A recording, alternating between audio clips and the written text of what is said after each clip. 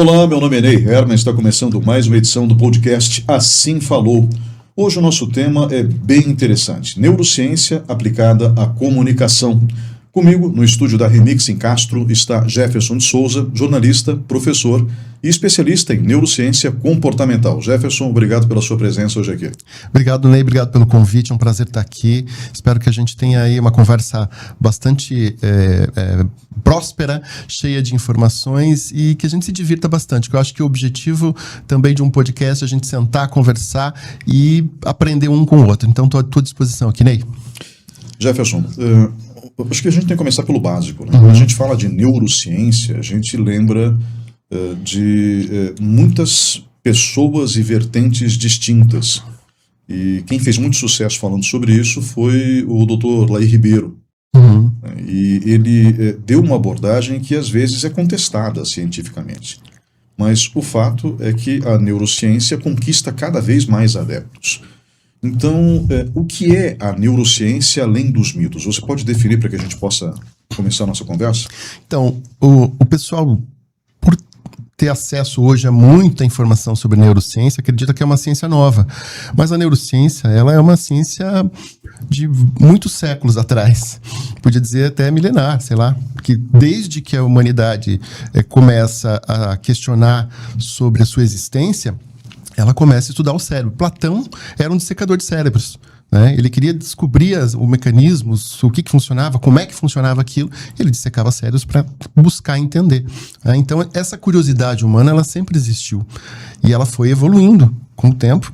E, obviamente, que o grande salto desse estudo da neurociência, ele ocorre 40 e poucos anos atrás, quando surge um equipamento, né? Foi desenvolvido um equipamento de ressonância magnética funcional.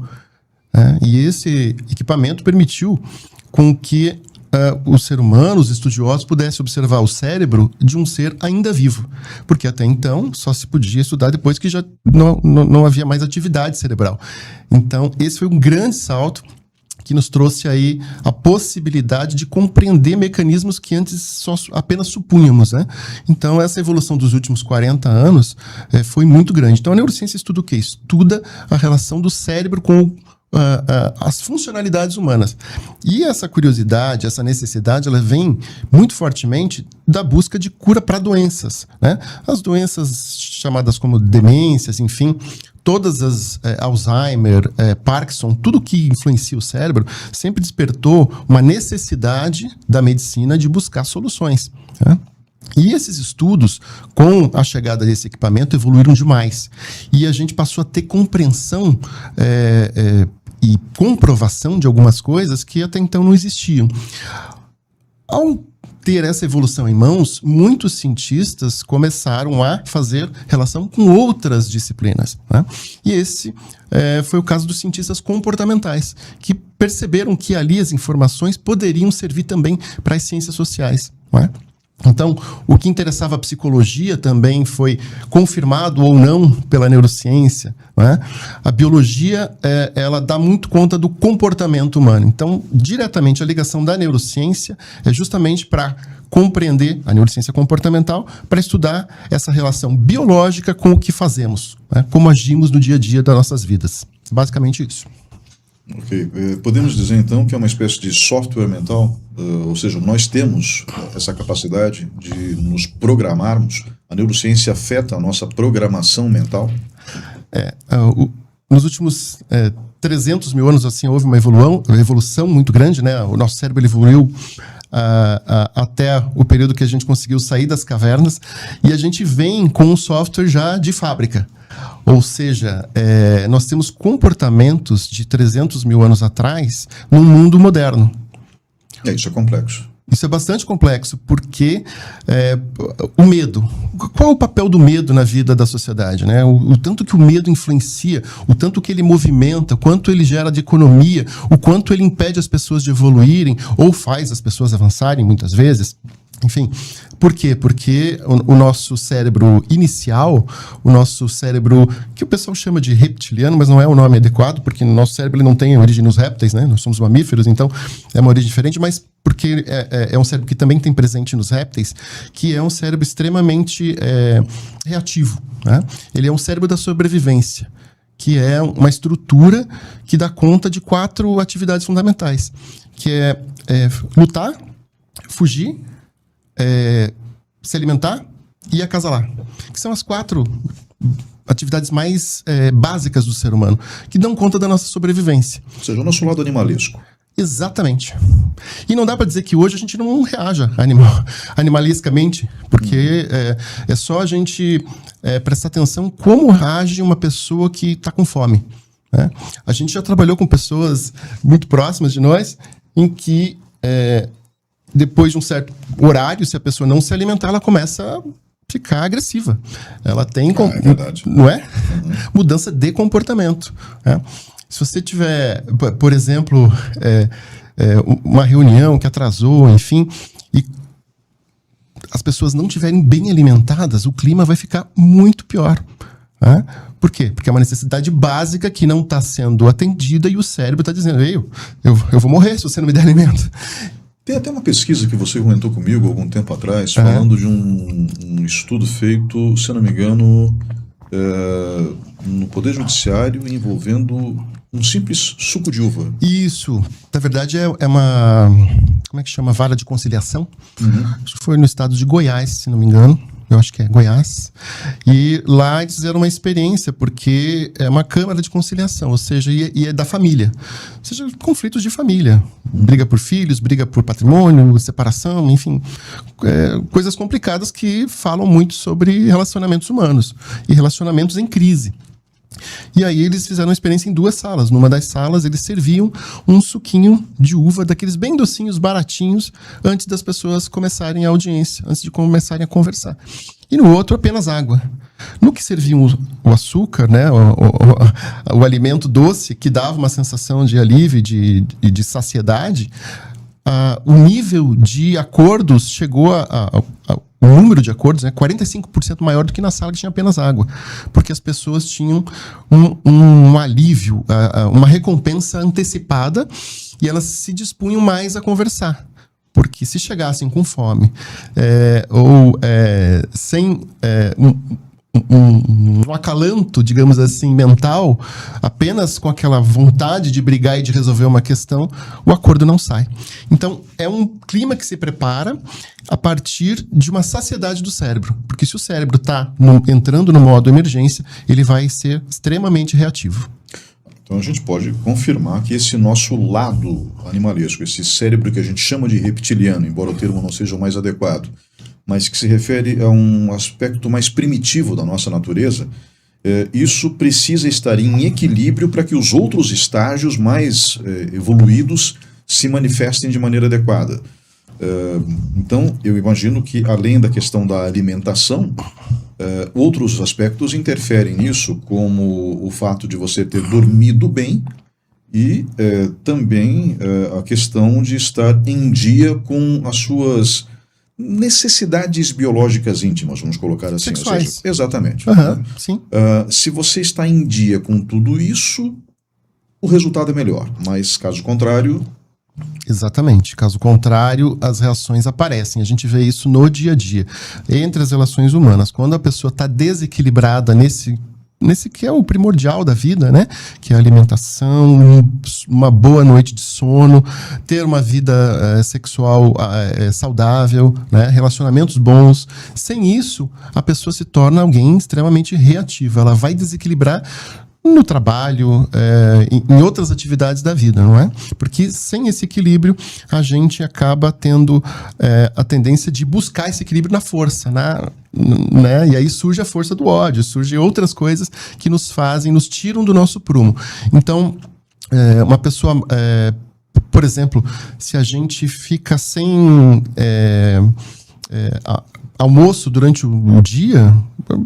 Você pode ter certeza que de tarde vai ser ruim o seu dia. Tem uma pesquisa que coloca assim, médicos que operam à tarde, ocorrem mais erros médicos à tarde do que durante a manhã, porque estão mais cansados. O cansaço é também algo que influencia o ser humano, porque existe uma fadiga mental. A gente toma, ao longo do dia, cerca de 30 mil decisões. 30 mil decisões, a gente vai cansando. Ou seja, se a gente não para descansar, não se alimenta, não vai ao banheiro, essa é uma outra atividade importantíssima, né? É verdade. Então, se a gente não tem essas pausas reparadoras, a nossa tomada de decisão vai sendo dificultada. Então, ao longo do dia, são 30 mil decisões. A gente não sai contando as decisões, mas olhar para cá é uma decisão, pegar essa xícara e tomar uma água é uma decisão. São várias decisões ao longo do dia e a gente tem uma fadiga de decisão. Então, um juiz que julga com fome, a tendência é que ele dê uma pena mais dura pro réu. Se ele tiver uma longa jornada e no fim do dia tiver que tomar uma decisão, provavelmente essa decisão vai ser mais dura do que se tivesse sido tomada no início da tarde ou pela manhã, porque está cansado, porque isso faz diferença na nossa tomada de decisão. O Poder Judiciário interfere na nossa vida. Isso significa que quando Totalmente. a gente for para alguma decisão judicial, é bom levar um Big Mac e entregar três. Tem aqui um Big Mac, aproveita, né? Ou um sundae, né? Toma, né? Para ficar mais equilibrado, mais tranquilo. Não, estou brincando aqui, mas o fato é que realmente o que você fala faz todo sentido, né? É natural que as pessoas se sintam desconfortáveis se elas estão com fome, né? Talvez elas nem notem isso. Isso é o mais interessante, né? Elas estão tão ocupadas no dia a dia que às vezes passam por cima do almoço, né? Saem de casa correndo, no máximo tomam um copo d'água, um cafezinho, não tomam o café da manhã da maneira adequada, e daí vão ficando completamente irritadas ao longo do dia sem entender por quê. Exatamente. Isso é importante a gente tratar sobre a autoconsciência. A pessoa precisa perceber isso ao longo do seu dia. Por que eu estou irritado? O que está acontecendo? Porque muitas vezes você se percebe dando uma resposta um pouco atravessada, sendo um pouco mais ríspido com algumas pessoas que estão ali do teu lado, interagindo com você. E se você não parar e não perceber, opa, tem algo errado aqui. O que está faltando? Será que eu preciso de um banheiro? Será que eu preciso beber água? Será que eu preciso me alimentar? Alguma coisa está faltando. Porque não muitas pessoas fogem das suas características normais do dia a dia quando estão nessa situação de restrição alimentar, por exemplo. Não é? E isso influencia a nossa comunicação, o jeito que nós interagimos com quem está perto da gente. Jefferson, a gente está falando de neurociência aplicada à comunicação, mas a gente está iniciando pelos aspectos mais elementares, né? Uhum. Você falou do cérebro reptiliano. Que outras camadas o nosso cérebro tem? O reptiliano é o mais básico. Acima dele é porque o cérebro ele evoluiu de dentro para fora, de trás para frente. Então, a primeira camada seria o reptiliano. O meio do cérebro, o middle brain, ele é o sistema límbico, que é onde estão ali as estruturas que captam as nossas emoções, né? Enfim, traduzem as nossas emoções. E acima dele o neocórtex, que é o lado mais evoluído do nosso cérebro, onde estão as camadas que trabalham a racionalidade. Não é? Acontece que a maior parte das nossas reações vão estar entre o reptiliano, das necessidades básicas, e o sistema límbico, que é o emocional. Pouco das nossas decisões estão mais atreladas ao racional, que é o neocórtex. Então, como é que a gente melhora isso, né? A partir do momento que a gente tem consciência de que está ou no modo reativo ou no modo emocional. Porque isso faz total diferença no jeito como nós nos comportamos, como nós nos comportamos e como nós nos comunicamos. São duas percepções que a gente precisa ter. Estou no modo reativo ou estou no modo emocional? Isso prejudica substancialmente a comunicação. E a gente vê como isso tem sido utilizado por quem domina a técnica. Você falou do neuromarketing, enfim.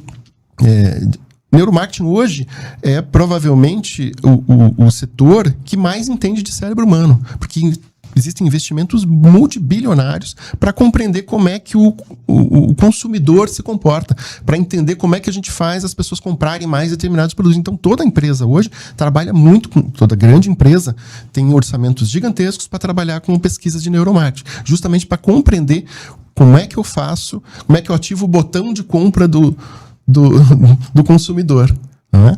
Então, E a gente, como consumidor, precisa ter essa tomada de consciência também, justamente para não ficar vulnerável diante de tudo que se apresenta no mundo. Porque a gente está falando, obviamente, de consumo, mas não só consumo de produtos, mas consumo de ideias, né?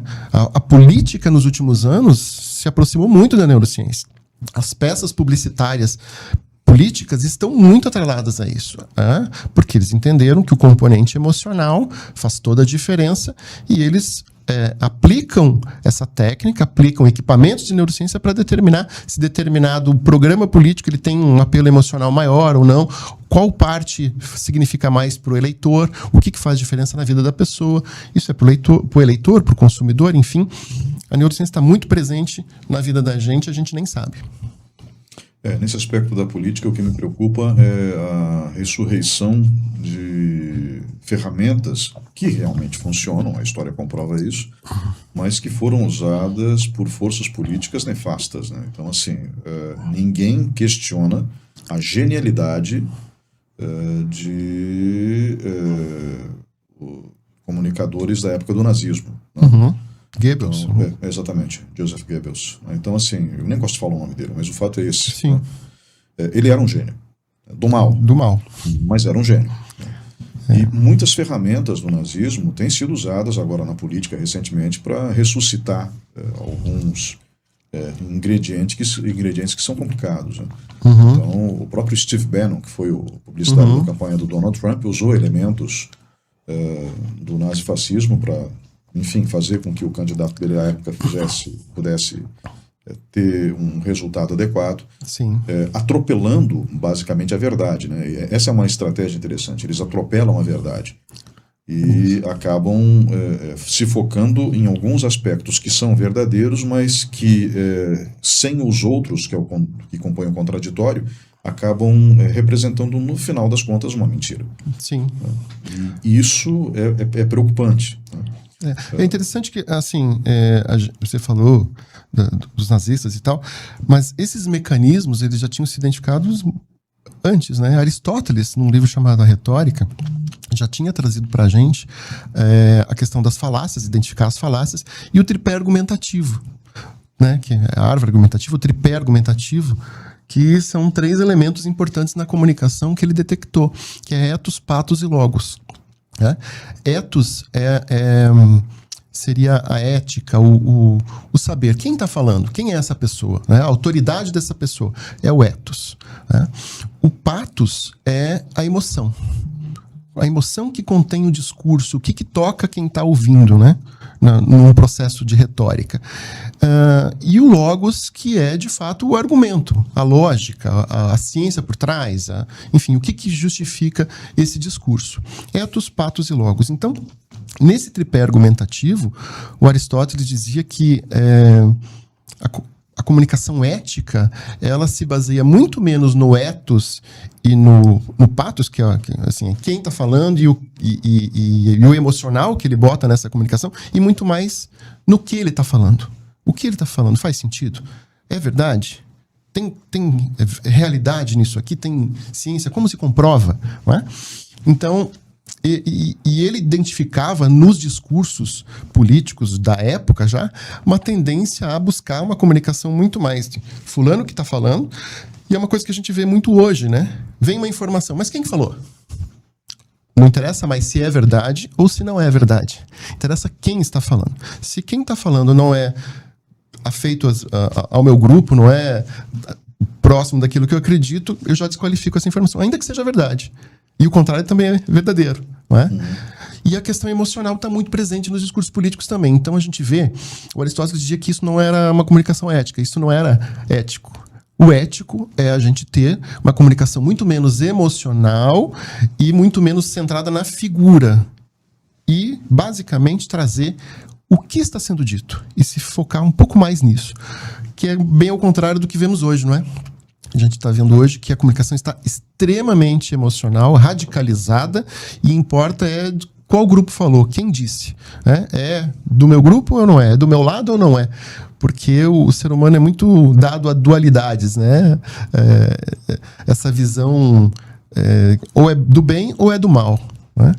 É maniqueísta. Então, ou é Deus ou é o diabo. Não, e eu tô de um lado e o outro só pode ser o contrário. Você acha que Humberto Eco está certo? As redes sociais deram voz aos idiotas?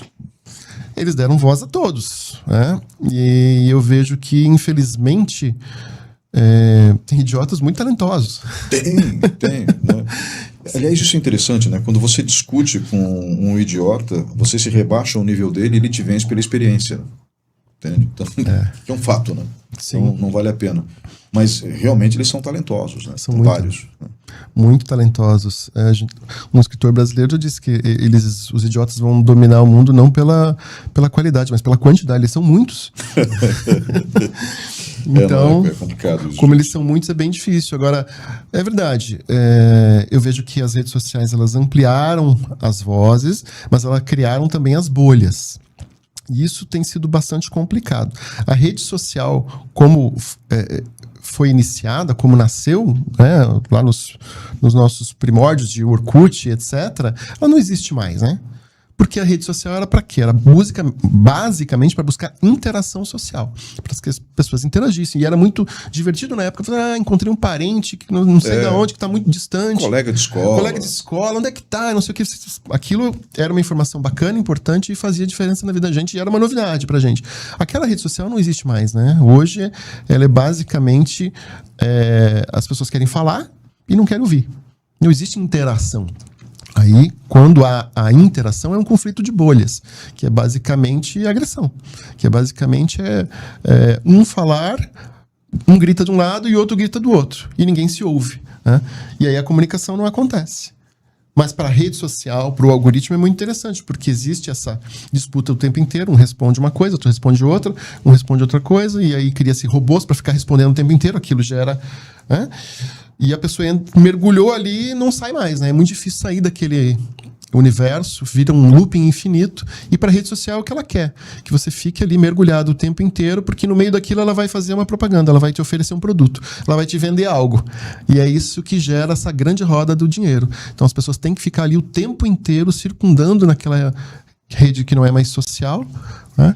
Para justamente ser fisgado pelo consumo, para que compre algo ali no meio daquela discussão toda. O problema não é nem comprar o produto. Eu entendo a lógica de consumo por trás disso. Uhum. E não acho que é inválido.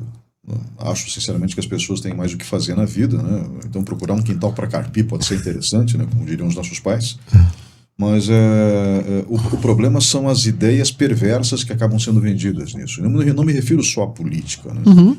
Mas há uma série de elementos perigosos, inclusive, que podem levar jovens ao suicídio, como aconteceu recentemente, né?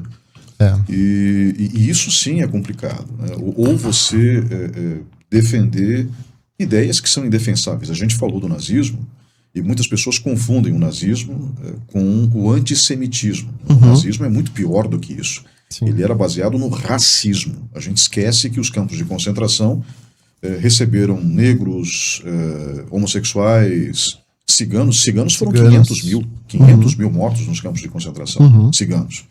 E cidadãos alemães também, né, que tinham deficiência física ou mental. Aliás, foram as primeiras vítimas, foram 200 mil. Programa chamado T4, que os nazistas carinhosamente chamavam de eutanásia. Algo que não poderia ter sido feito sem o auxílio de médicos e enfermeiros da época. Então, uma coisa horrorosa. Um absurdo. Né? E o fato é que hoje você tem pessoas proliferando esse tipo de discurso de ódio também, né, nas redes sociais. Então essas ideias elas são preocupantes. O fato de você estar comprando na Shopee não é um problema, né? Mas é um problema quando você começa a achar que essas ideias têm significado. E aí eu preciso conversar contigo sobre esse aspecto que a neurociência pode ajudar muito a humanidade. E a gente já entra na parte aplicada à comunicação. Você falou das diferentes camadas do cérebro, enfim, da funcionalidade. Muita gente lembra da neurociência, eu mencionei o Dr. Laí Ribeiro, tentando reconstruir significados. E eu acho que isso é muito útil para quem tem traumas, por exemplo. Eu sei que a gente entra no campo da psicologia agora, né? Mas, ou da psicanálise, enfim, psiquiatria, como queiram. Mas o fato é que reconstruir significados é fundamental para que a gente possa respirar suavemente os dias atuais. Como que se reconstrói um significado através da neurociência? Como que se olha para uma bagagem que às vezes é pesada e tenta se reconstruir o significado dela para que a gente possa ter uma vida mais leve? Primeiro que a neurociência ela vai reconhecer aí o papel da psicologia, sem dúvida nenhuma. Quando uma pessoa tem travas, traumas, etc., é muito importante fazer terapia. Concordo. E estar conectado com um profissional que vai te dar algo que a neurociência chancela, que é a autoconsciência. Não é? A gente só pode curar aquilo que a gente conhece e reconhece como problema. E muitas vezes a gente não sabe a origem. E na terapia a gente consegue encontrar a origem. A hora que encontra a origem, muitas vezes acontece aquele momento eureka. Puxa vida, era aqui que estava o meu problema e eu não sabia. A hora que eu descubro, eu tenho consciência, começo a perceber, faço as conexões e sigo adiante. Né? O fato é que a gente tem muitas travas que a gente nem imagina.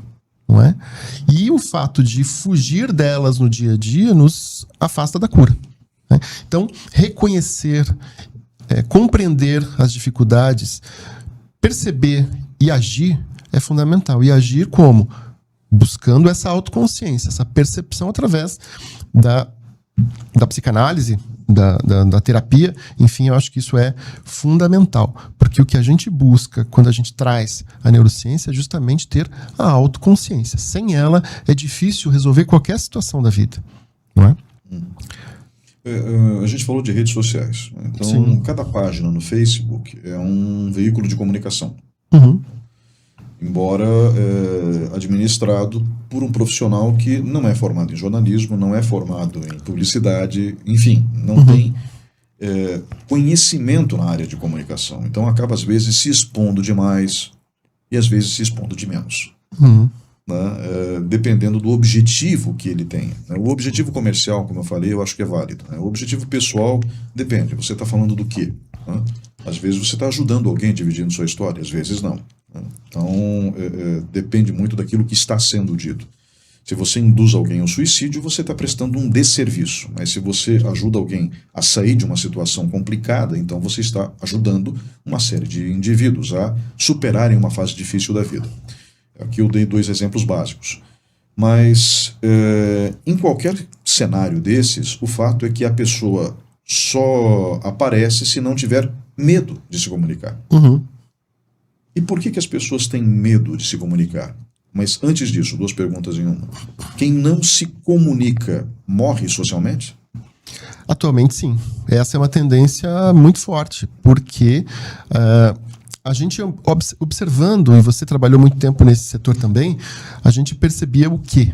Que a gente tinha uma comunicação que era de poucos para muitos. Não é? Então a gente tinha jornais, rádios, TVs e... Era basicamente isso, né? Jornal, rádio, TV, revista. Ok.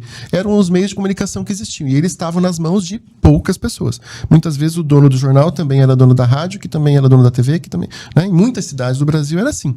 Ou seja, quando, de repente, alguém poderoso, alguém que tinha algum problema, um político, sei lá, alguém que detinha algum poder, tinha algum problema, e ele tinha boas relações, ele passava a mão no telefone, ligava para 1, 2, 3 pessoas e...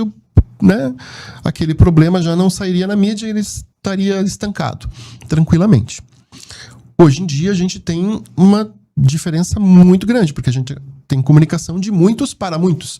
E cada ser virou mídia. Cada ser humano que tem um celular na mão, conectado, e uma rede social, ele virou mídia.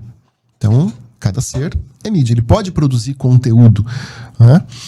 Acontece que muitas pessoas não estão preparadas para essa produção de conteúdo e, obviamente, como você disse, a rede deu voz aos idiotas, né? Citando Humberto Eco, é basicamente isso. Mas a gente tem esse problema e muitas pessoas se sentem extremamente... São 2 polos que eu vejo aqui, né? Pessoas que não tiveram nunca essa oportunidade e, ao ter a oportunidade de se comunicar, elas exageram, elas se superexpõem, e a gente tem comportamentos que parecem muito estranhos, né? Pessoas que são extremamente amáveis, dóceis no dia a dia, na rede social se transformam, porque criam ali uma falsa sensação de distância, não é? Então ali ela se sente à vontade para falar algumas barbaridades, e algumas pessoas que são extremamente tímidas e que não querem se expor, não é? E acho que os dois são problemas. Aqui, quem se expõe demais e avança sem ter noção da empatia, né? Perdendo noções de empatia básica, de respeito no convívio social, né? Perdendo a compreensão de que aquilo, apesar de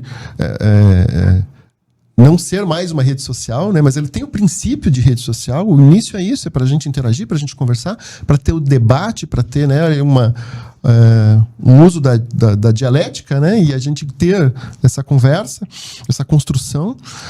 E muitas pessoas se perdem nisso, né, basicamente acabam avançando o sinal e se tornando extremamente agressivas. Outras pessoas que no dia a dia são extremamente agressivas, na rede social parecem santos. Parecem pessoas que você diz assim, puxa vida, essa pessoa eu conheço, ela não é assim, só posta frases motivacionais, espirituais. Conheço gente assim. Não tem gente assim? É. Tem também. E aí se diz, mas essa pessoa aqui não bate com essa aqui, porque é uma construção, né? Como toda mídia, existe uma construção de narrativa, e o que a pessoa se expõe. O jeito que ela se expõe diz muito de como ela quer construir a imagem dela. E isso é muito interessante. Como é que você está construindo a tua imagem hoje? Porque a tua imagem, ela é fruto do que você curte, posta, compartilha e comenta. Hoje, a vida é basicamente essa. E quem não está nesse mundo está sendo excluído. E eu falo não só do profissional, mas das empresas. Todos têm que estar presentes, porque hoje, sem essa vida interativa na mídia social, simplesmente desaparece você como ser, né? Parece que perdemos a personalidade por conta dessa presença, porque a vida está toda ali, né? A gente teve uma migração de tudo para dentro do celular. Então tá o banco, tá o contato com a família, tá a informação, tá o aplicativo do médico, tudo tá ali nesse momento, né? Nesse equipamento. Migrou para esse equipamento e nos faz essa presença nos coloca diante de um dilema, que é quanto de energia eu entrego todos os dias para a rede social, né? O quanto eu me entrego. O que acontece quando uma pessoa entra, e a gente pode falar aí dos vídeos curtos, né, que nos trazem aqui uma dopamina extremamente rápida, prazerosa e dilacerante ao longo do prazo, né? Porque a gente vai precisando cada vez mais, é o mesmo sistema da droga, né? Mesmo mecanismo de vício. A rede social ela é desenhada para isso, né? Quando a gente tem essas redes que são as que fazem mais sucesso hoje, né? Que é TikTok, Instagram, os Reels, esses vídeos rápidos que vão passando um atrás do outro, a lógica ela é de cassino, não é? Quando você puxa a máquina de caça-níqueis, vem alguma coisa e fica naquela expectativa. Vem, você consome rapidamente, era o que você queria ou não era, você vai buscar outro. E o algoritmo ele entende o que você gosta, o que você quer, e ele te dá mais do mesmo, não é? Hoje ele é como se fosse o traficante que vai te entregando ali no início a droga ou num preço baixo ou gratuitamente para que você vicie. E ele vai te dando mais e mais e mais. E o nosso do mesmo. Do que você gosta, daquilo que te dá prazer. Porque esses mecanismos são extremamente inteligentes. Eles sabem mais da gente do que a gente, muitas vezes. Isso é complicado, né? Porque assim, o ser humano ele não é estático, ele vai evoluindo ao longo do tempo, pelo menos a gente espera, né? E mudando. A gente espera que para melhor, mas às vezes para pior também. Então, como não é estático, a gente tem um quadro que é natural de uma criatura multifacetada que é o ser humano, né? E nesse processo a gente tem algo que não combina com a vida como um todo, que é o momento em que vivemos. Então, você falou de mais do mesmo. Então, aquilo que me agrada naquele momento da minha vida. Então, aí a gente tem a bolha. Sim. Né? Dentro dessa bolha, você não consegue enxergar o mundo. Né? Porque é uma bolha randômica. Né? Então, a internet ela te fornece aquilo que vai te manter conectado, interessado naquele momento específico. E isso faz com que você interprete o mundo como se todos os outros seres humanos pensassem como você. Não, mas eu vi na internet, aparece só isso. Então todo mundo gosta do que eu gosto. Então, desse jeito, o flamenguista vai pensar que ninguém torce para o Corinthians, o corintiano que ninguém torce para outro time a não ser o Corinthians. Você vai ter bolsonarista acreditando que a eleição foi uma fraude, porque afinal de contas todo mundo vota no Bolsonaro, porque na minha internet é o que aparece. Ou todo mundo vota no Lula, porque é o que aparece na minha internet. E você não consegue perceber, como a gente mencionou alguns instantes atrás, o contraditório. Como que isso afeta negativamente o processo de comunicação, ou seja, a bolha randômica? É possível furar a bolha? Eu acho que é uma necessidade atual para quem quer interagir com o mundo de uma maneira mais racional. A busca da racionalidade é importante, e tentar furar essa bolha é o que nos coloca diante de uma aproximação com a realidade. Porque a nossa realidade ela é extremamente distorcida por essas bolhas, de verdade. Mesmo, somos muito contaminados e a gente acredita, porque neurocientificamente o nosso cérebro, ele gosta de ser enganado, ele quer ser enganado, ele quer caminhos fáceis, né? Existem as heurísticas, que são os atalhos mentais. Então, a gente tem o viés de confirmação. Viés de confirmação, já estudado na psicologia, que é basicamente quando você escolhe lá o teu modelo de carro que você quer comprar, a cor, não sei o quê, você vai e você compra. Daí você sai na rua, você começa a ver um atrás do outro. Como se, puxa, mas como? Igual o meu. Por quê? Porque é fabricado em série, tem vários, mas você não estava ativado com aquilo naquele momento, né? A hora que você se conecta, o teu viés de atenção vai ficar observando exatamente aquilo. Você e a sua esposa engravidaram. De repente você começa a ver grávida na rua o tempo inteiro. É o viés de atenção. Você não estava ligado nisso a partir desse momento que mexeu com você, você está ligado, você vai ver muito mais. E o viés de confirmação é o quê? É o viés da fake news, que é: dentro da minha bolha se fala só nesse cara aqui, o que ele fala é certo, o que o outro fala é errado, então é isso na minha bolha. Qualquer informação que venha, que confirme isso, o meu viés de confirmação vai dar ok, eu não vou nem checar e vou passar adiante. Né? Alguma barbaridade, né? E as fake news estão aí para provar justamente isso. Quão prejudicial é estarmos nessa bolha sem consciência e sem perceber que precisamos sair dela o tempo inteiro. A gente precisa ouvir o contraditório. E a gente está deixando de ouvir. As pessoas não querem ouvir o que o outro tem a dizer. E a gente precisa sentar para conversar. Eu acho que esse é o fundamental da política e da vida. Né? Se a gente não sentar para ouvir o outro, para conversar, a gente fica ensimesmado. E esse é a sentença de morte para a intelectualidade humana. Tem alguns assuntos que não dá nem para ouvir, né, Jefferson?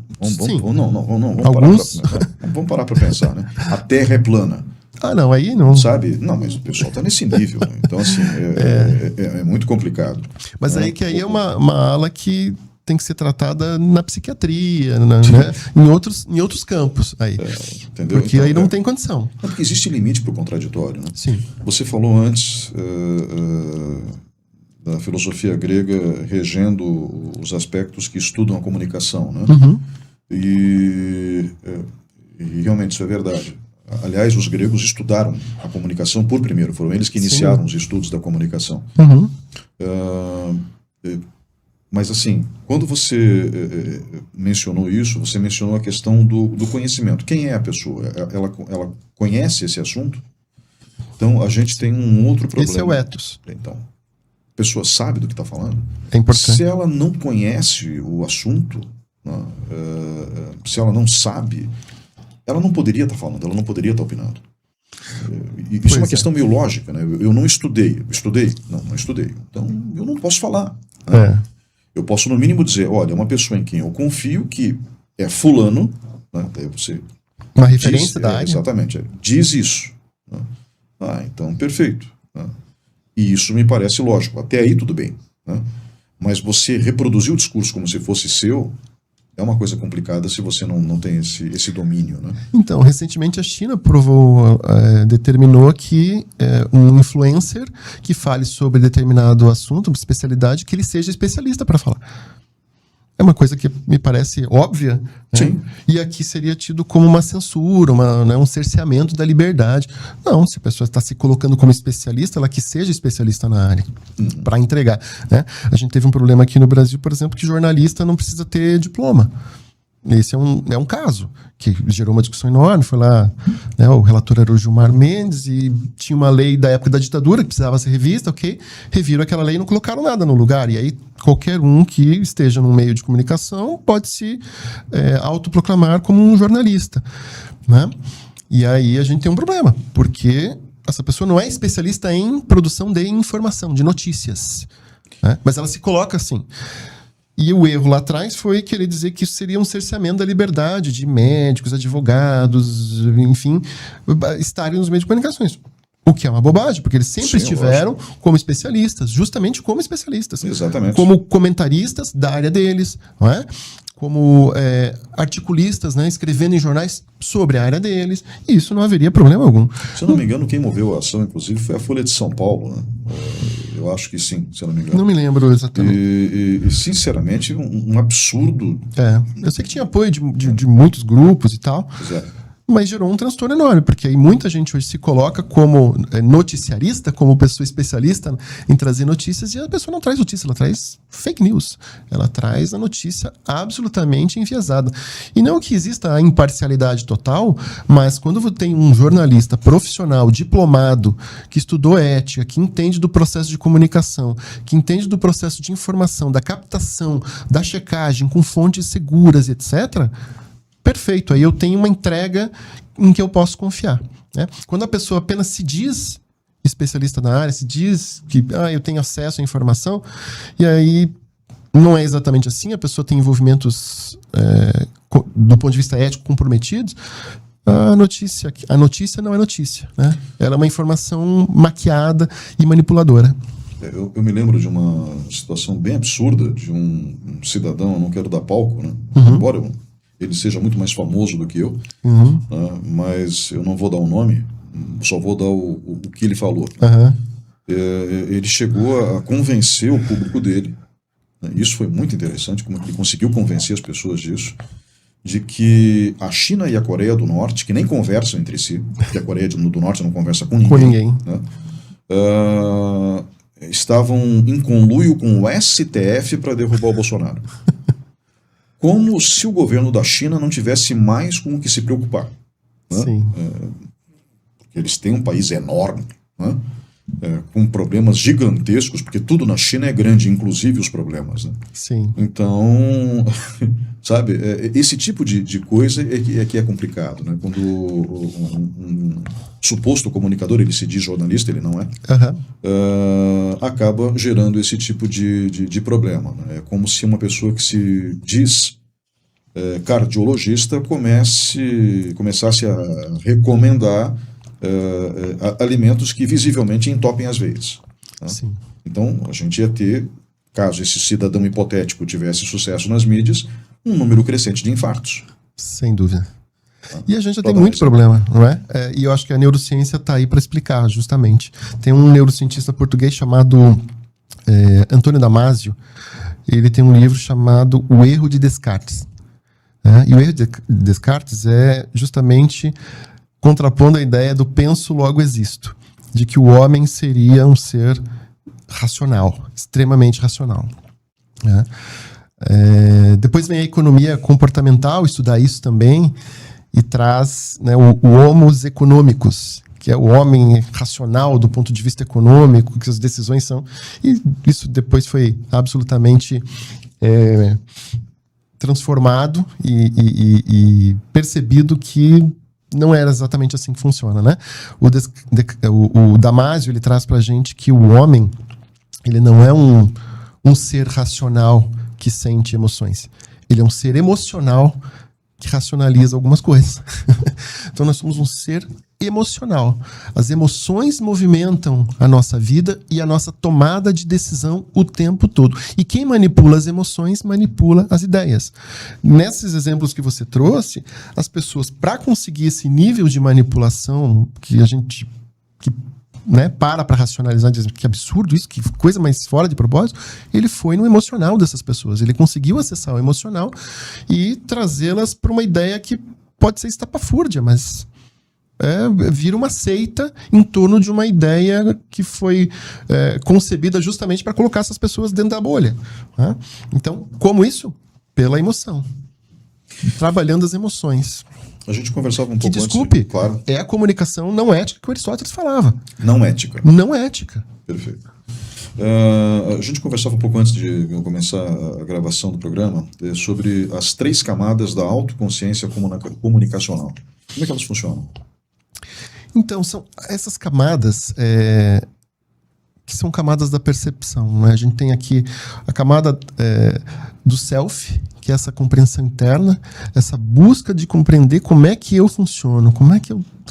Porque a partir da autoconsciência, eu me percebo sobre aspectos psicológicos e biológicos. Né? Lembra que eu falei, como é que eu funciono? Tem gente que com fome vira bicho. Tem gente que não dormiu direito, no outro dia fica insuportável. São vários aspectos. Quando eu percebo isso, eu estou na esfera self. Né? E não só isso. Que travas eu tenho? O que me motiva? Né? O que me faz avançar? O que me faz retroceder? É a esfera self, eu mesmo. E tem a esfera do grupo. Né? Como é que eu me comunico no grupo? Porque o jeito que eu me comunico comigo mesmo, dentro da minha família, é diferente do jeito que eu me comunico com os colegas de trabalho, que é diferente do jeito que eu interajo na igreja, no clube, enfim. São esferas diferentes. Né? E o ser humano, ele se vê diante de uma outra esfera que é do improviso, que é quando eu estou diante de algo imprevisto. Né? E aí a gente pode buscar um estudo lá dos anos 50 da psicologia, que é a janela de Johari, que eram 2 pesquisadores, John e Harry, e fizeram a janela de Johari, que era basicamente tratar da autopercepção e da percepção dos outros sobre mim. Então a janela de Johari, ela traz o eu aberto, que é assim, aquilo que eu sei sobre mim e todo mundo sabe sobre mim. Né? Então eu sei que o Ney sabe que ele é jornalista, que ele nasceu em Santa Catarina, que ele veio para o Paraná, que ele trabalhou na Globo, que enfim, e todo mundo sabe disso. Né? Muita gente sabe disso de você, enfim, isso é o teu eu aberto. E fora outros comportamentos seus que são abertos, né? O jeito que você interage. Aí tem aquilo que eu sei sobre mim e os outros não sabem sobre mim. Tem coisas que só você sabe sobre você, do que você viveu, do que você passou, né? De como você reage a determinadas coisas, o que te irrita mais, o que te irrita menos, enfim. Você tem algo que só você sabe sobre você. Aí existem alguns comportamentos meus, algumas coisas que eu faço, que eu não sei sobre mim, mas que os outros sabem, os outros percebem. Alguns tiques, algumas coisas que eu entrego na comunicação não verbal, né? Alguns comportamentos. Eu vou dar um exemplo. Tinha um colega, muitos anos atrás, que ele tinha um cheiro, ele exalava um cheiro diferente. E ele não sabia disso, porque quando a gente tem um cheiro próprio, a gente se acostuma com esse cheiro e ele não nos incomoda. Mas incomodava alguns colegas que estavam em volta. Né? Ele não sabia sobre ele, mas quem estava em volta sabia e comentava. Então teve que alguém chegar, conversar com ele e dizer, viu, estamos tendo um probleminha, porque as pessoas trabalham na mesma sala e eles estão reclamando, você podia cuidar um pouco disso? Então, ele não sabia sobre ele, mas os outros sabiam sobre ele. E tem aquilo dentro da janela de Johari, que é o eu fechado, que eu não sei sobre mim e nem ninguém sabe sobre mim. O que é isso? Dá um exemplo, de repente, aquele cidadão extremamente pacato, racional, tranquilo, que se viu diante de uma situação que ele nunca esteve, que é um assalto à mão armada. Aí ele reage, toma a arma do bandido e acerta o bandido. As pessoas se olham e dizem, meu Deus, aquela pessoa pacífica, como ele pode? Aí vai perguntar para a pessoa, ela diz, eu também não sei como que eu fiz, como é que eu tive coragem. Era algo que ele não sabia sobre ele e os outros também não sabiam. Então existe uma complexidade, né, no nosso, né, e isso influencia a nossa comunicação, né? A gente está dentro desse quadrado nosso tão complexo e tudo isso está influenciando. Essas questões, a biológica, a influência do meio é fundamental, né? Porque o meio também, os comportamentos de bando, os comportamentos de grupo, né? A gente vive hoje, eu estudo também antropologia, e a antropologia corporativa, sobretudo, é muito interessante, porque a formação de bandos dentro das corporações. A gente vê as disputas dentro da mesma empresa, o setor A que não fala com o setor B, né? Aquela dinâmica de concorrência interna, né? E grupos que se formam para derrubar o chefe, né? Time de futebol, né? Quantas vezes um time que se diz assim, meu Deus, pô, um time bom, não sei o quê, jogadores bons que não estão rendendo, e os caras meio que combinando para derrubar o técnico que, enfim, não faz aquilo que lhes agrada. Então, isso tudo dá conta de como nós nos comunicamos, né? Então, a gente tem o aspecto individual, biológico, que influencia diretamente, o psicológico, as travas, tudo que envolve aquilo que a gente viveu, né? E o social, que influencia a nossa vida diretamente, que é o contexto que a gente está inserido. Contexto para informação, para comunicação é muito importante, né? O contexto, ele traz a possibilidade de interpretações extremamente equivocadas se a gente não perceber em que contexto isso se deu. Essa pergunta muitas vezes a gente não faz. Por que a pessoa reagiu de determinada maneira? Qual que é o contexto que ela está vivendo hoje? E isso também é um exercício de empatia. A empatia, segundo a neurociência, a gente já vem com uma estrutura de empatia chamada neurônio espelho. O neurônio espelho é o que faz a gente ir no cinema e se emocionar. Chorar diante de uma cena que é uma dramaturgia, né, criada, uma narrativa, mas que nos faz ter empatia pelo personagem, entender aquilo. É o mesmo complexo neuronal que faz com que a gente abra a boca quando alguém boceja. Quando um boceja, isso na natureza acontece também, né? Entre os felinos, né?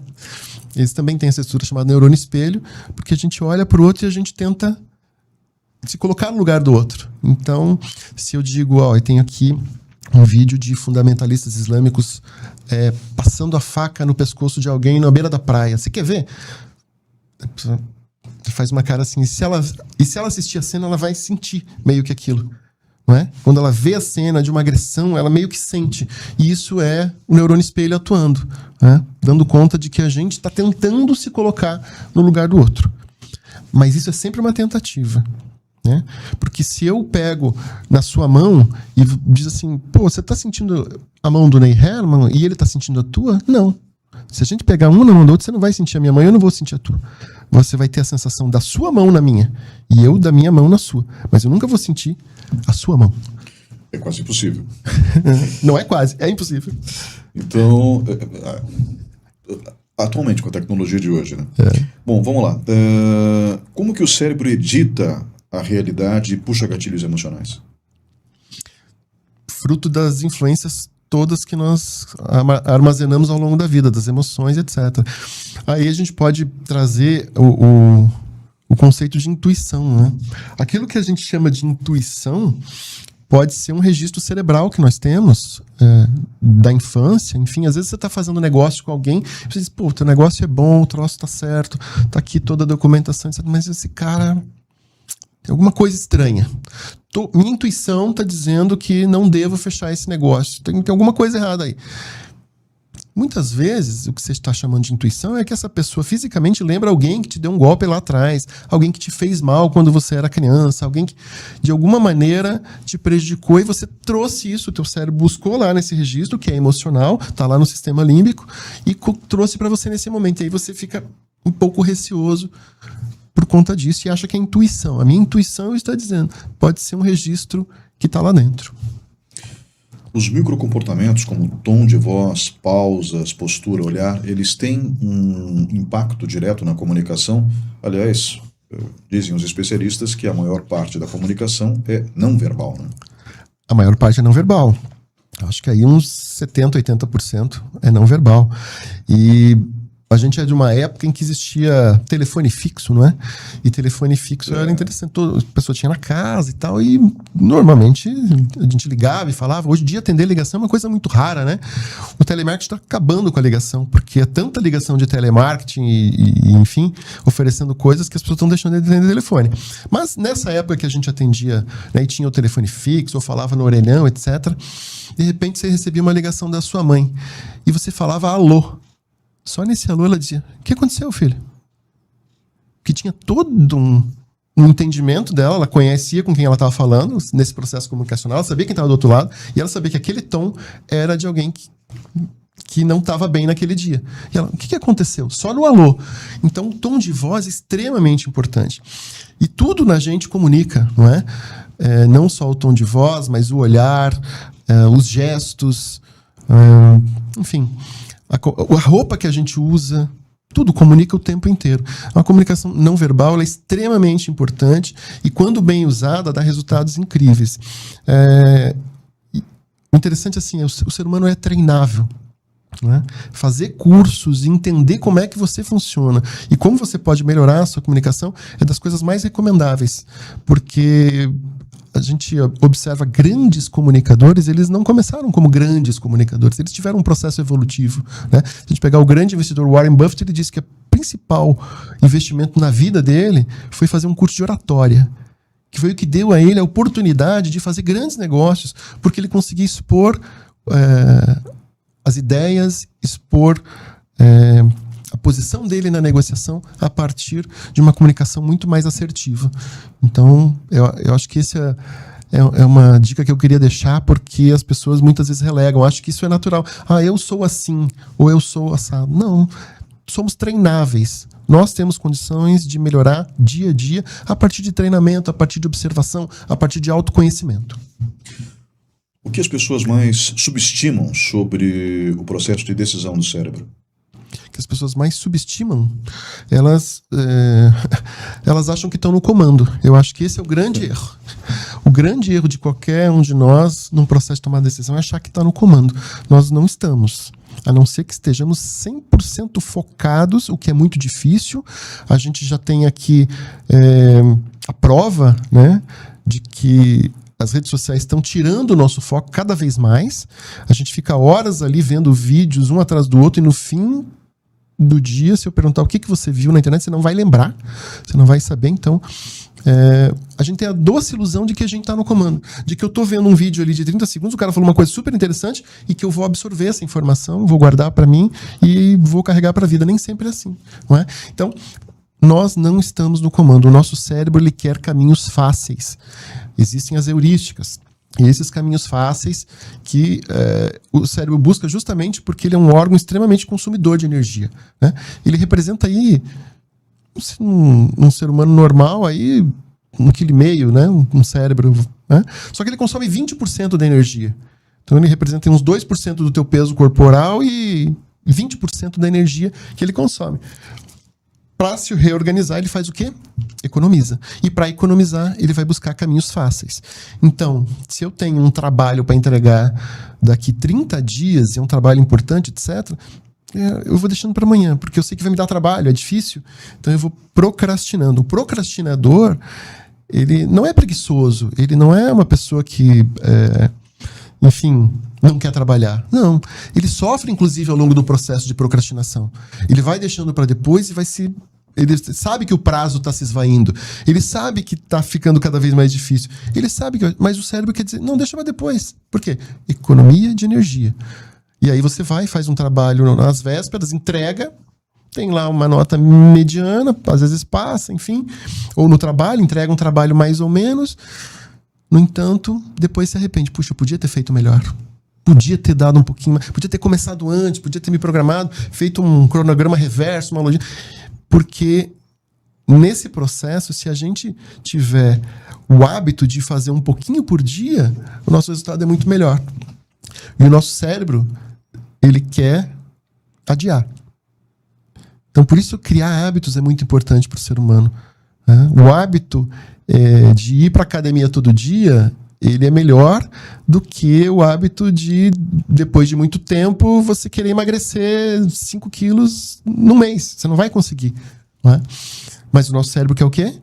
Ele quer procrastinar, ir da academia todos os dias para quando você não tiver mais jeito, quando já tiver com diabetes, colesterol, não sei o quê, agora vou ter que fazer alguma coisa. Aí você já está com a corda no pescoço. Por que as pessoas que se comunicam mal costumam sofrer mais? Pelo menos do ponto de vista emocional. Não só do emocional, né? Eu vejo que elas costumam sofrer mais do ponto de vista prático, inclusive. Porque elas perdem oportunidades. Todo mundo que é tímido conhece, não só tímido, ou quem não se comunica da melhor maneira possível, conhece alguém que tecnicamente é pior, que não é uma pessoa boa e tal, mas que está tendo muito mais sucesso porque ela se expõe muito mais, porque ela dá a cara a tapa, porque ela vai para a internet, porque ela grava vídeo, porque ela faz, porque ela acontece, porque ela se posta como especialista. E ela às vezes nem é especialista, ou se é especialista, não é tão bom especialista. Você conhece outros tantos melhores e diz, nossa, esse cara é um sucesso, ele era muito mais ou menos, ele era muito raso. Pois é, mas as redes sociais e esse mundo hoje, ele é muito raso. E a pessoa que entrega esse conteúdo raso com muita frequência, acaba ganhando a simpatia do público e acaba tendo muito mais sucesso. Por quê? Porque ele se expõe. E tem um estudo que, assim, depois de um determinado tempo de exposição, a pessoa passa a confiar muito em você. Depois de 5, 6 horas de exposição ao teu conteúdo, você vira uma pessoa da casa, praticamente. Você, né? Você que trabalhou em televisão, você sabe. Você ficou muito tempo no ar, super audiência, etc. Quando você saía na rua, as pessoas te encontravam e te cumprimentavam como se fosse um amigo de longa data. E você nem sabia quem era a pessoa. Não é? Por quê? Porque ela foi exposta a você durante muito tempo. E você, de fato, ficou uma pessoa muito afeita a ela. Isso na internet é o que acontece hoje. A pessoa se expõe bastante, ela vira uma pessoa muito próxima, você confia nela e depois de certo ponto ela oferece alguma coisa para você como influenciadora, ela indica e etc.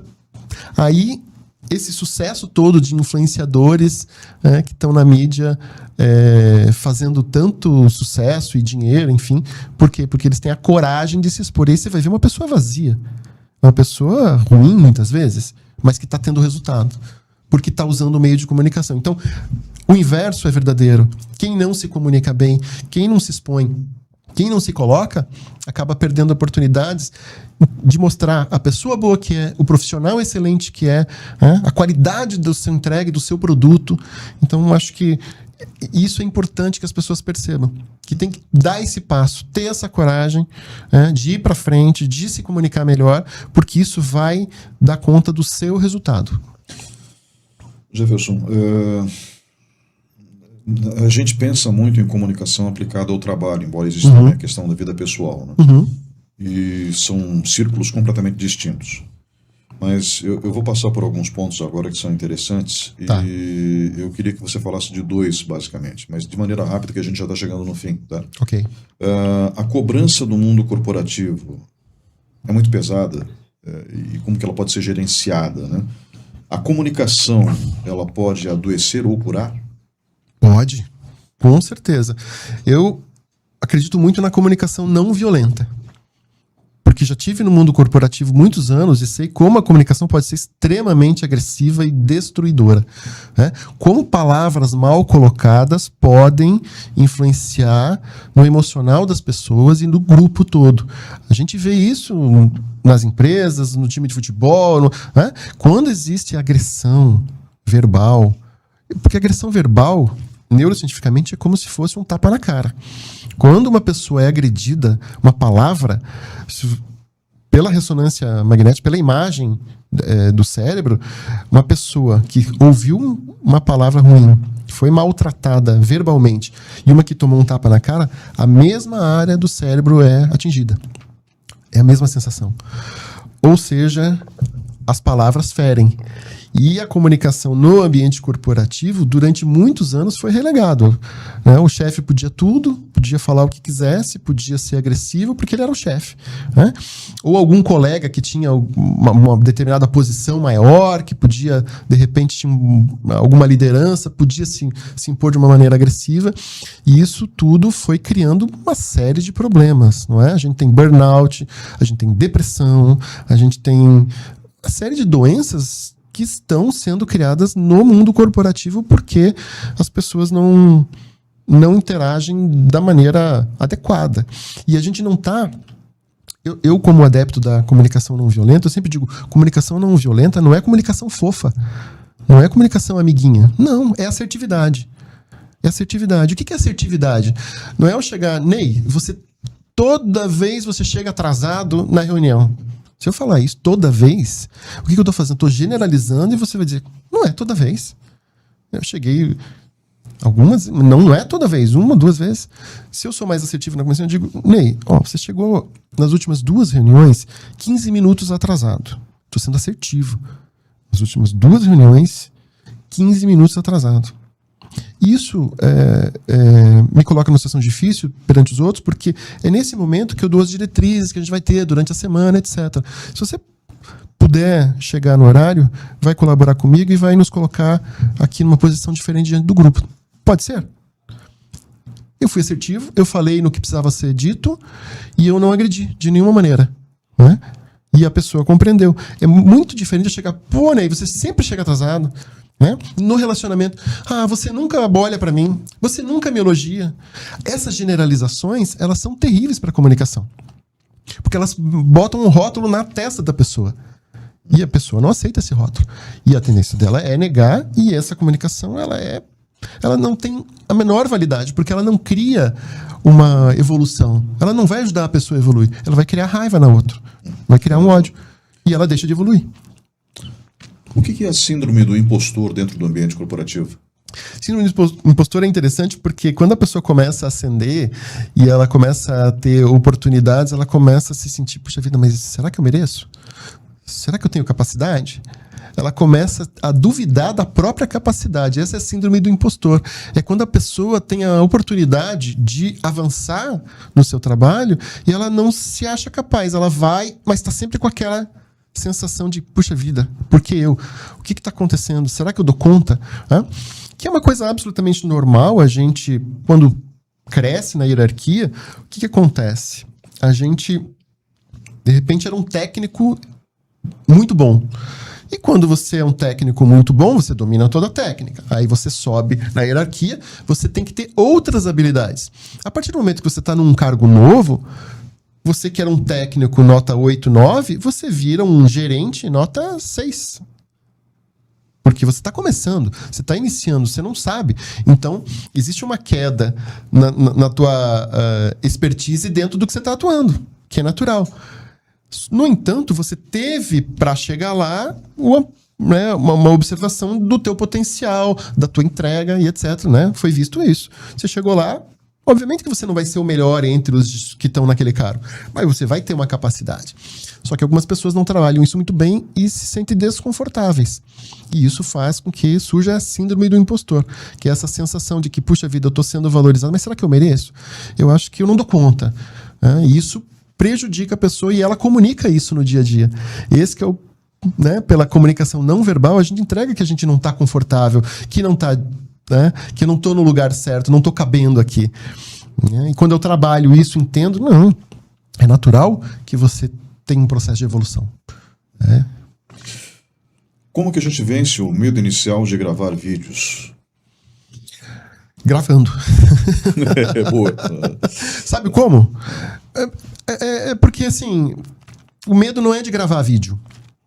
O medo é de ser julgado, o medo é de ser questionado, o medo é de se expor, o medo, Existem outros medos, não é de gravar vídeo. Então, para perder esse medo, o que eu faço? Eu falo assim, Ney, você tá com medo de gravar? Faz o seguinte, grava e deixa aí na tua galeria. Mas grava.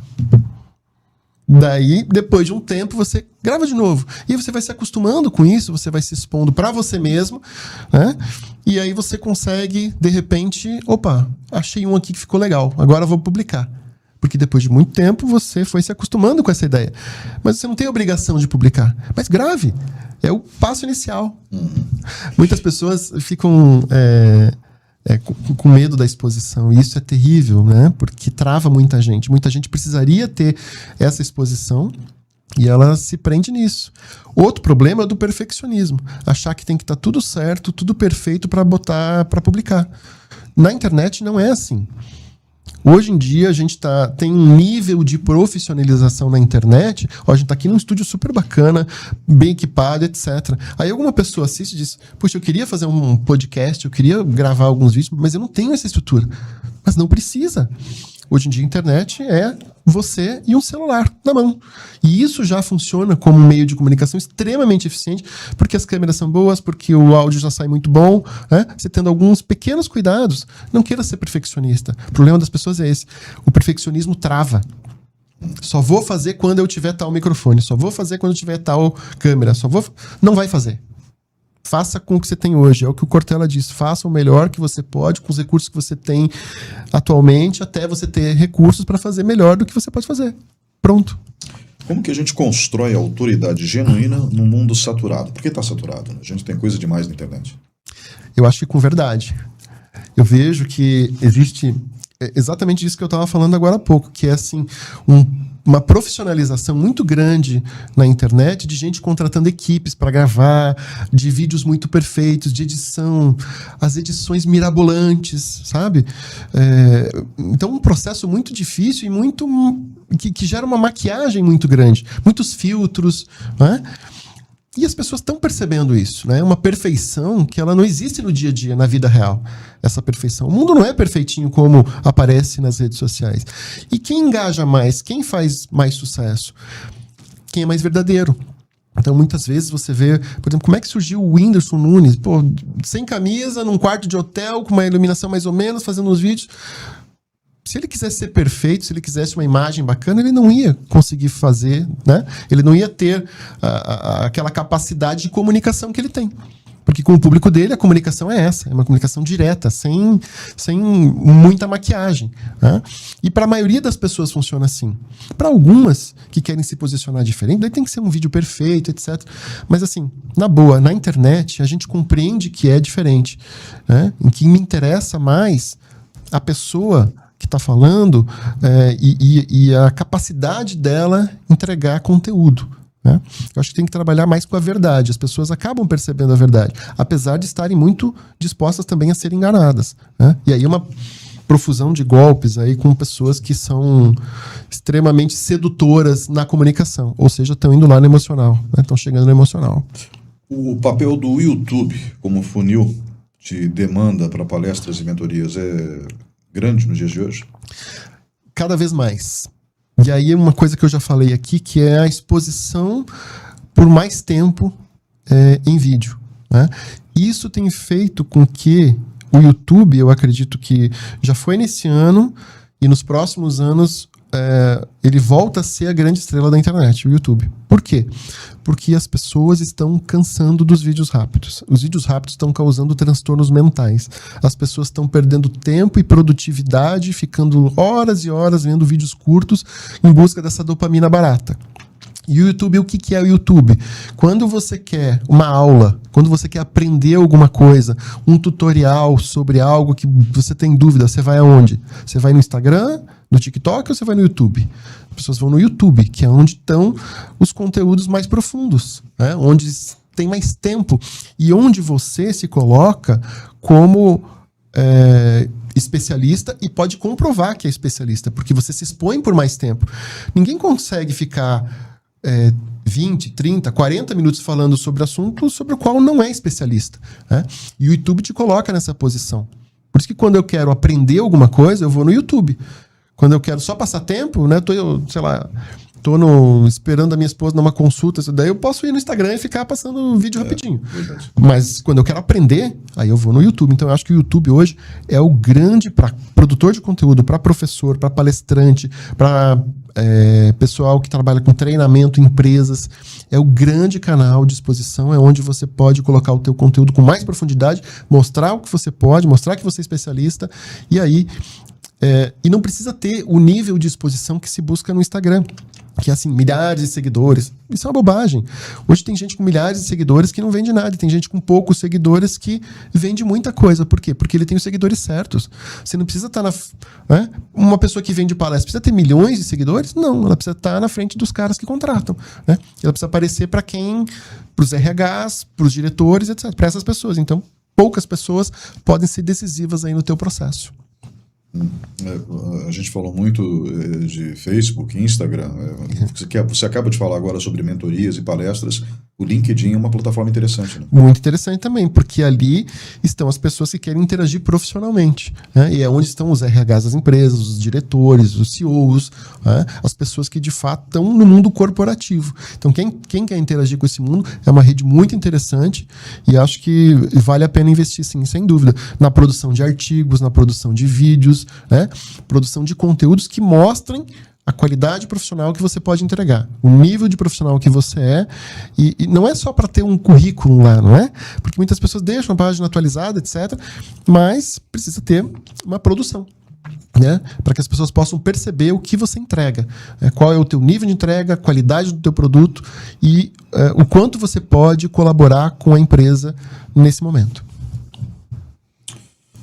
Jefferson, a comunicação, ela pode clarificar o próprio pensamento?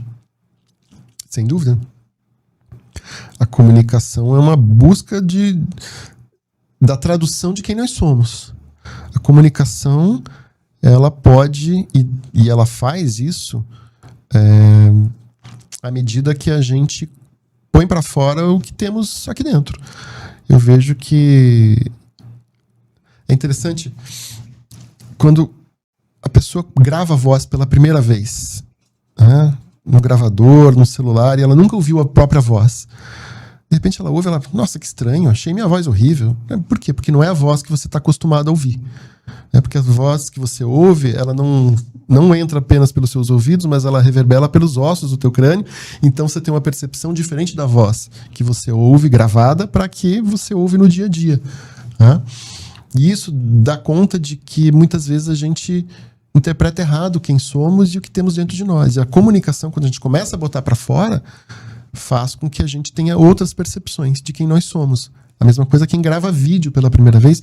E é muito interessante, eu não estou falando só de gravar vídeo com a intenção de mostrar, mas quando alguém te grava num momento descontraído, numa interação de grupo, na empresa, num churrasco com a família, conversando, etc., você se olha e você começa a perceber coisas que você não tinha percebido. A tua postura, o teu jeito de falar, o teu jeito de olhar e etc.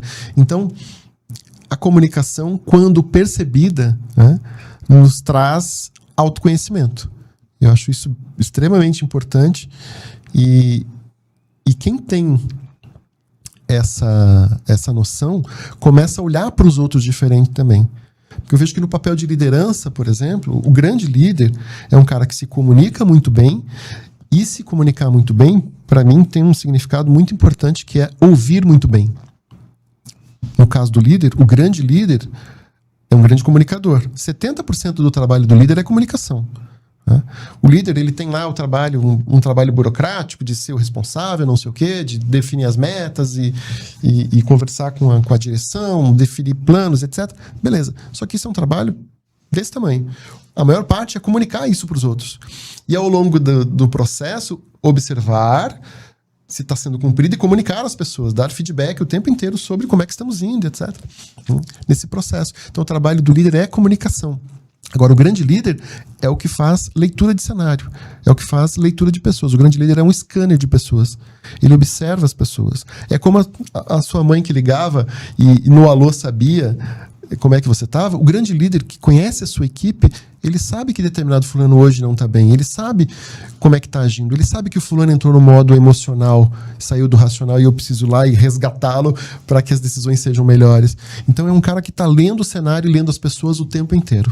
Então, para mim, o grande pulo do gato da comunicação é saber ouvir. É a escuta, não é a oratória, mas a escutatória. Como diria o Rubem Alves. Para encerrar, Jefferson, Nietzsche, o nome do programa, do podcast, tem de Nietzsche, né? Falava da necessidade do ser humano se tornar quem ele é, de fato. O que parece contraditório. Né? Então, para quem escuta a gente nesse momento, para quem nos assiste, eu queria que você dissesse o seguinte: qual é o primeiro passo para você encontrar a própria voz? Comunicar. Eu acho que entender quem você é, buscar esse autoconhecimento, entender suas travas, as suas reações, como você reage no dia a dia. Não é uma busca fácil, é uma busca que às vezes dura a vida inteira e acho que chega no fim, às vezes fica faltando alguma coisa, porque somos seres muito complexos. Mas vejo que o ato de comunicar, ele é extremamente necessário para que esse autoconhecimento aconteça, como eu já disse aqui, essa exposição e depois uma observação dessa exposição, né? Como é que eu me exponho, como é que eu me posiciono, etc. E uma compreensão de que essa exposição e essa entrega que eu faço através da comunicação, ela vem de um fundamento que eu trago como primordial, que é a comunicação, ela só encontra sentido no outro. Como a minha vida, ela não pode ficar presa em mim mesmo, né? Minha vida, ela não tem um significado apenas comigo. Ela tem quando eu divido, quando eu compartilho, quando eu me comunico, quando eu entrego. Então, eu descubro quem eu sou quando eu me dou aos outros. E os outros me dizem quem eu sou. Eu acho que nesse processo de comunicação e no da escutatória, de observar, de saber aquele exercício, né? O que vão dizer no dia que eu me for? Pensar, né? O que as pessoas vão comentar? Como é que vai ser? É tudo que eu entreguei ao longo da vida. Vai estar ali, nesse momento, né? As características, vai estar na memória das pessoas coisas boas, talvez coisas ruins, mas enfim, vai estar na memória. Porque essa memória, ela é emocional. São as ligações, os vínculos que nós tivemos ao longo da vida, e essa entrega foi pela comunicação. Foi o que eu comuniquei para o mundo. E que vai ficar para a eternidade na mente das pessoas que estarão aqui. Jefferson, muito obrigado pela sua participação hoje com a gente aqui. Obrigado. Eu queria terminar, você acabou de falar do sucesso de quem demonstra quem é. Uhum. A gente tem um case de sucesso dentro da Igreja Católica nesse sentido. Uhum. Uma mulher que nunca quis nada para ela, apenas para os outros. Que nasceu em 1910, faleceu em 1997 e virou santa em 2016. Santa Teresa de Calcutá. Uhum. E ela costumava dizer que quando você tem um dom, natural que você ofereça esse dom aos outros, porque não existe a possibilidade de errar quando você serve. Né? E servir aos outros é fundamental. Então, eu acho que é por aí, né? Quando a gente consegue fazer esse tipo de conexão, a comunicação flui. Sem não é dúvida. mesmo? Sem dúvida, eu acredito piamente nisso. No papel da própria liderança, existe a liderança servidora. É exatamente isso. O líder se serve por último. Eu acho que esse tem que ser um dos princípios. O líder que quer se servir primeiro, ele não é um bom líder. O bom líder pensa nos outros, pensa na coletividade, claro, garante a sua saúde, o seu autoconhecimento, a sua sanidade mental, para poder entregar o melhor para os outros. Sempre. Novamente, muito obrigado. Nós vamos encerrando esse episódio do podcast por aqui e a gente volta na semana que vem. Um grande abraço a todos e, por favor, não custa nada. Dá um like no vídeo e se inscreva no canal. Ajuda muito a gente. Um abraço.